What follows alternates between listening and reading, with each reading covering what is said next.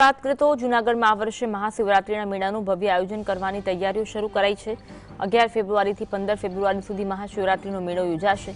મેળાને આંતરરાષ્ટ્રીય સ્તરે લઈ જવા જેવું આયોજન કરવાનો પ્લાન છે। આ વર્ષે વિદેશથી સેલિબ્રિટીઓને આમંત્રણ આપવામાં આવે તેવી ગણતરી છે।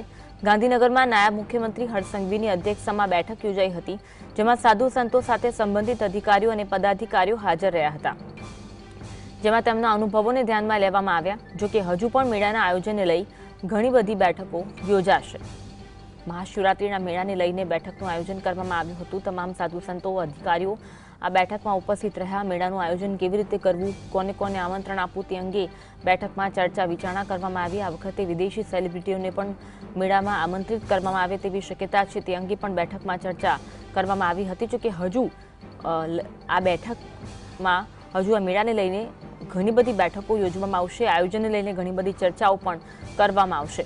સાધુ સંતો સાથે સંબંધિત અધિકારીઓ અને પદાધિકારીઓ આ બેઠકમાં હાજર રહ્યા હતા, તેમના અનુભવો જણાવવામાં આવ્યા હતા।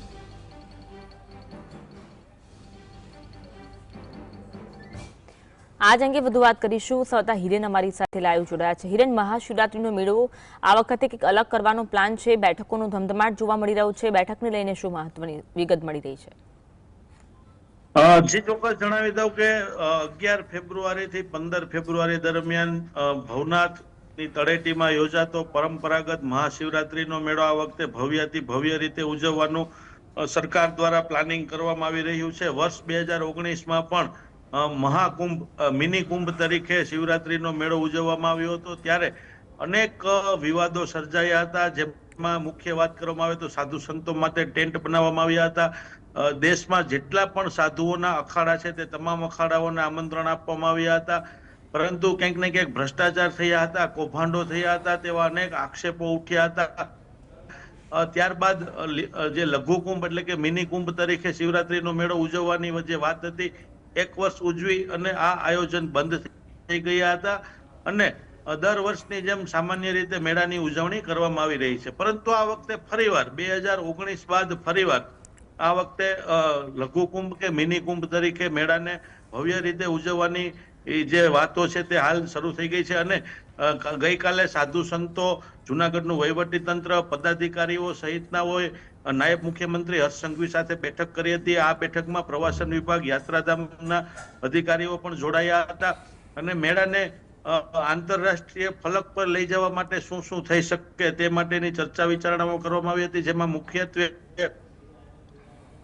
જે રવેડીનો રૂટ છે તેને લંબાવો, મેળામાં આવનાર સાધુ સંતો છે તેને શહેરની અંદર પ્રવેશ કરે ત્યારથી જ તેમનું સ્વાગત કરવાના આવા અનેક કાર્યક્રમોનું હજુ આયોજન થઈ રહ્યું છે। પરંતુ આ આયોજન કેટલું સફળ રહે તેને લઈ અનેક સવાલો ઉઠી રહ્યા છે।